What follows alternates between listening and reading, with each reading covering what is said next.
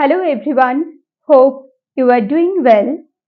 Today in this video I shall discuss the poem How Do I Love Thee by Elizabeth Barrett Browning.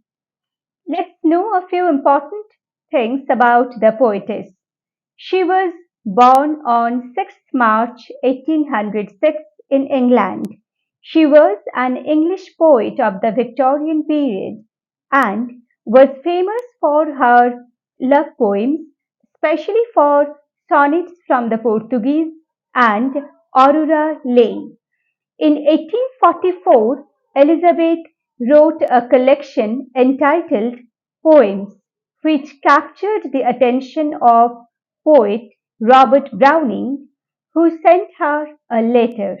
And this was the beginning of their courtship, which later on turned into marriage. They exchanged 574 letters over the next 20 months.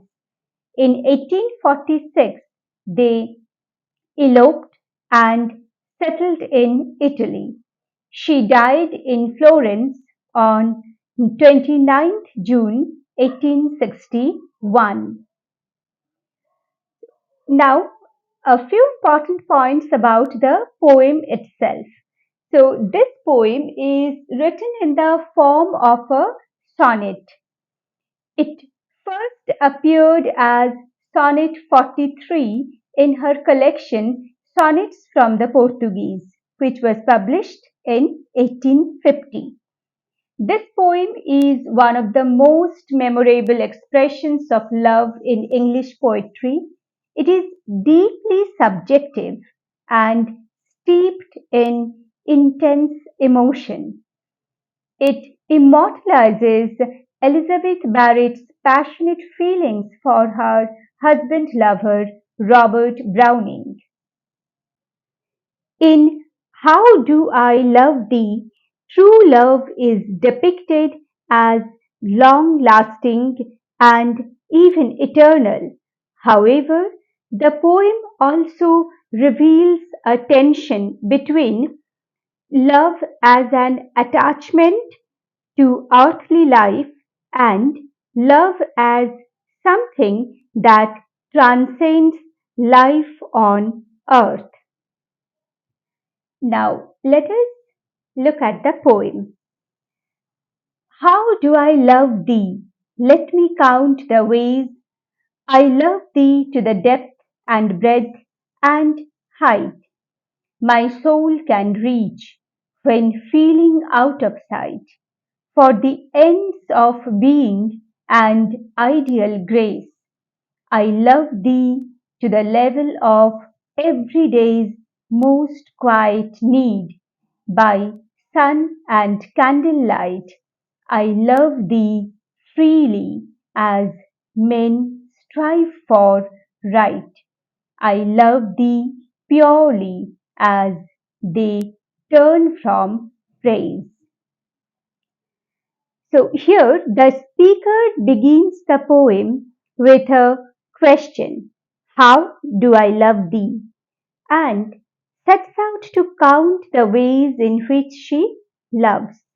And over the course of the poem, the speaker names 7 ways in which she loves her partner or lover. She regards her love as so powerful that she attempts to measure it in three-dimensional terms. From the very beginning, her description of the intensity of her love reveals her spiritual bent of mind. She asserts, I love thee to the depth and breadth and height my soul can reach. It is her soul that is expanding as a result of her love.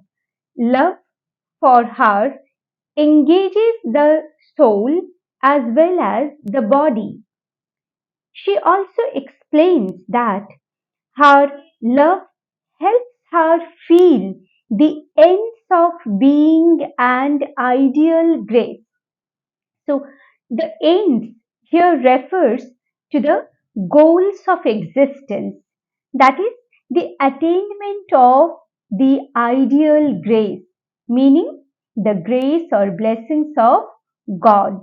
That is our ultimate goal. That is the ultimate goal of our existence. Here, she wants to express that her love for her lover brings her closer to God. Later on, she suggests that her love for her lover is rational because it is grounded in the everyday mundane actions of life. As she says, I love thee to the level of everyday's most quiet need by sun and candlelight. So her love is not necessarily the stuff of legends or dramatic romances or myths. Rather, it exists in mutual bonds of day to day care, everyday necessities, or everyday life or love. The speaker also explains that she loves her beloved purely as they turn from praise, meaning that her love is not based on pride. By focusing on these virtues of purity and self sacrifice, she implies that love can be measured simply in the degree of care one gives to the other person. Now, let us move on to the next few lines. That is, the next 6 lines, that is, sestet. I love thee with the passion I love thee with the passion put to use in my old griefs and with my childhood's faith. I love thee with a love I seemed to lose with my lost saints. I love thee with the breath, smiles, tears of all my life, and if God choose, I shall but love thee better after death. So the speaker here says that she loves her beloved with childhood's faith and with her love seemed to lose with lost saints. Her childhood's faith and her lost saints probably referred to the Christianity or the Christian belief system in which she was raised. The phrase lost saints suggests that perhaps she has experienced a loss of faith as an adult. But this new romantic love restores her faith in God and gives her back the love she had seemed to lose, means the love for God that she thought that she had lost. The speaker seems to imagine that she will spend all her life with the lover and devote all her breath, smiles, and tears to him. She also imagines that her love will remain alive forever, even after death. She hopes that if God chooses, she will be able to love him better after death. Thus, her romantic love does not compromise her love for God.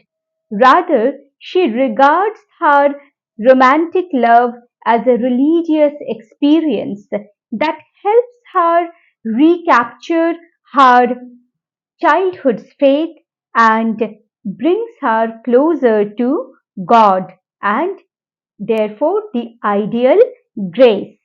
So you can see that the poem begins by declaring that it is possible to count the ways in which she loves, but it ends by looking forward to heaven and the grace of God, which can make an earthly love immortal, and even better after death. So, students, I hope you have understood the poem quite clearly.